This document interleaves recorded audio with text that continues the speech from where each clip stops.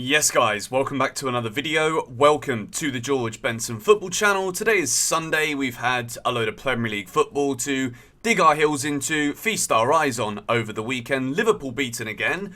Arsenal beaten by Everton. So you could argue that Chelsea have had a much better week than both Arsenal and Liverpool, which has been a long time since we've been able to say that. So I thought I'd rinse it at the beginning of this video today. Today we're going to be talking about Enzo Fernandez and who his favourite Premier League midfielder is. This one's going to blow our minds.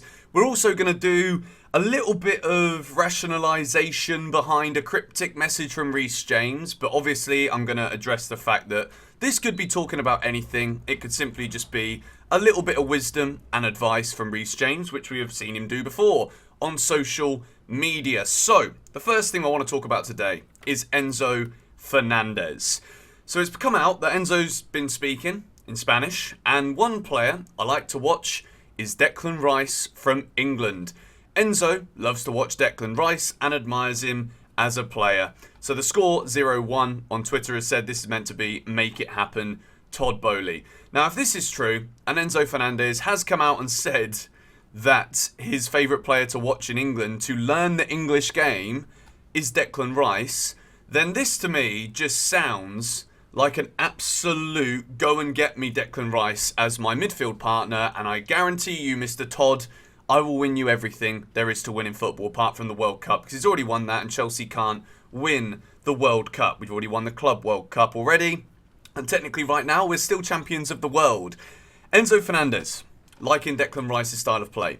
The reason I think this is good from Enzo is that obviously when you come to a new league, you can have all the ability in the world, but the transition between what you've done before and fitting in to the Premier League is not always as seamless as it may seem in the head of a footballer. Enzo Fernandez, watching English football, looking at different players to try and take different points and parts of the game from, is a really, really good sign. I think with Enzo, we've bought an intelligent footballer, and I don't think you become as good when it comes to footballing awareness and intelligence if you do not study other players in the game. Declan Rice has been here, doing it in the Prem now for West Ham for a long time, and I think a lot of people, whether they rate Declan Rice or not, a lot of people will probably just look at stats and say, oh, well, Declan Rice isn't that level of player because he doesn't score the most goals. But Declan Rice's position in the team as part of a double six is to be able to allow players to become more creative forces going forward. When you've got someone solid defensively who is also aware positionally of when to get forward, when to sit back, when to intercept, and when to try and start a move in a different direction. Declan Rice, over the years, has been absolutely brilliant at this, as well as having a worldie rocket in his pocket at some points in the game for West Ham as well. We've seen him score some wonderful goals. And I think what Enzo's saying here is go and get Declan Rice to play alongside me in the midfield.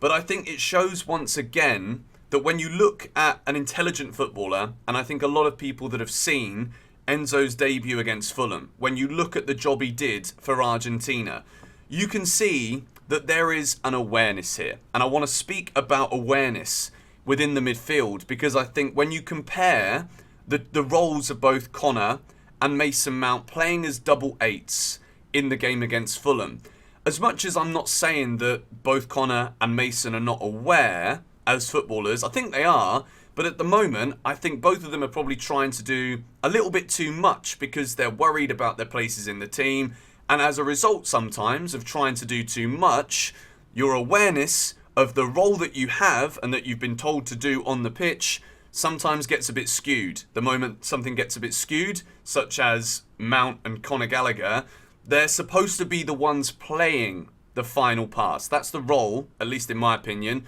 of a number 8 in football.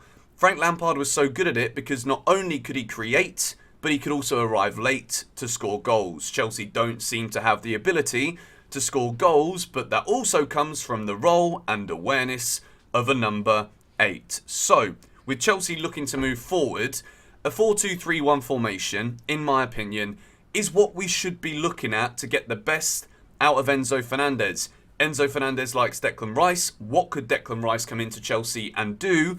We know, first of all, Chelsea are interested in Declan Rice. Chelsea and Arsenal are the front runners for his signature in the summer. And if I was to make a prediction before we go into Rice's role in a team with Enzo Fernandez, I think if Chelsea get Champions League football, not only can we financially back the deal to get Declan Rice, but also I think the Arsenal possibility is a big one. And I think if Declan Rice goes to the potential champions of England playing Champions League football, it gives Arsenal a massive chance, despite the affection and affiliation that Declan has to Chelsea Football Club. But going and bringing all of this back in here, Enzo loves to watch Declan Rice.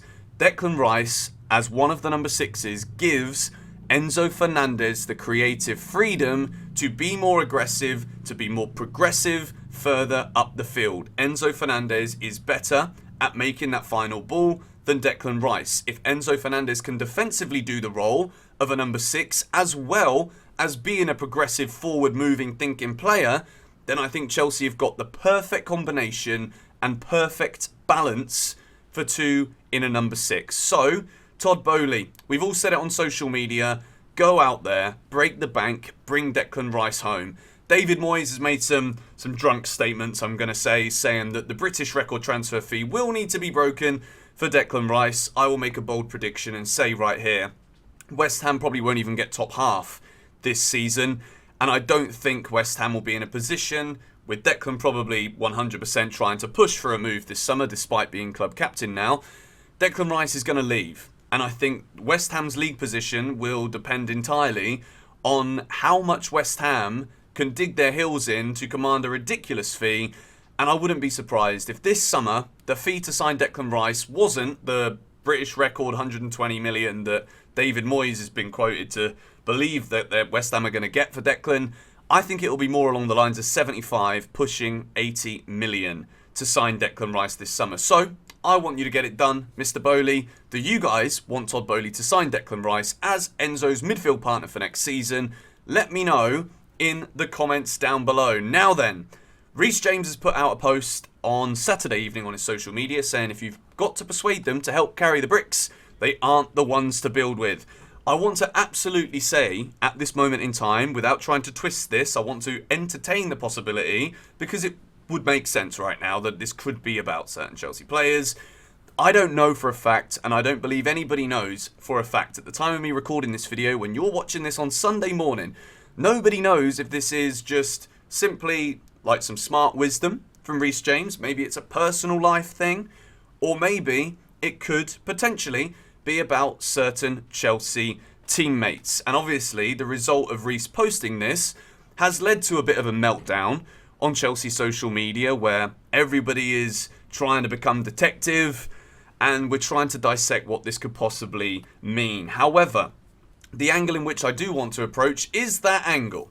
And it is the angle of maybe Reece James is talking about certain players in the Chelsea dressing room who are not currently willing to put the work in. And it would make sense, wouldn't it? There are many different potential players, if we're talking individuals, that this could be. Not saying 100% again that it is, but it could well be. It could be an Aubameyang, because he's been omitted from the squad. He's a big personality. He's got a big voice. He makes his opinions known.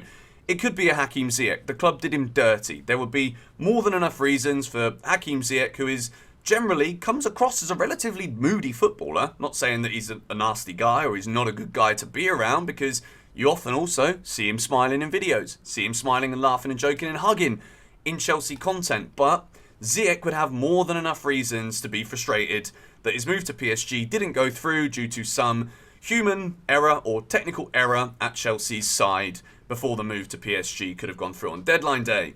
There are also so many players right now in this Chelsea squad. Graham Potter's biggest job and hardest job at Chelsea right now is keeping everybody happy, managing the fact that there are a lot of players out there who will believe they deserve minutes, who won't be able to get minutes because we're dealing with a massive squad of players. However, to take Reece James's words in a more literal sense, he is part of this Chelsea project. He signed a new deal. He sees himself at the club, and I see him potentially as a future Chelsea captain. So, at this moment in time, we could take this whichever way you want to, but I do want to entertain the idea that if it comes out that Reece James is in fact talking about a bit of a dressing room feud where certain players aren't pulling their weight, it would not surprise me in the slightest, and it is a massive job for Graham Potter, regardless of whether this could totally be about something else from Reece. It could. But still, the point remains sane, that it is absolutely a tough job right now for Graham Potter to maintain balance, to maintain harmony in a dressing room where there's a lot of big personalities in there, a lot of money being swung around, and players want to play football. End of story. But carrying bricks means building a project. It all makes sense. Chelsea are building a project, and if people aren't willing to work with it, then, well, they're not the ones to build with, as Reece James has said. That's the news for today. It's been a good weekend. I hope you guys have enjoyed watching the football. Chelsea got it done on Friday night in a 0-0 draw. Boring old fashion again. But next week, we travel to West Ham United. And today's later video, I'm going to go into this game a little bit, and I'm going to go into some of Graham Potter's decisions that I really hope he makes in time for this game away at West Ham. So if you're not yet subscribed to GBFC, we're on the road to 250,000 subscribers. Hit the subscribe button, and also, if you enjoyed this video, hit the like button and let me know your thoughts on Enzo's comments and if there is any potential. I know we can go in any avenue about this Reece James post. I wanted to entertain the potential idea today, just to communicate with you lot about the story. But anyway, come on you Blues.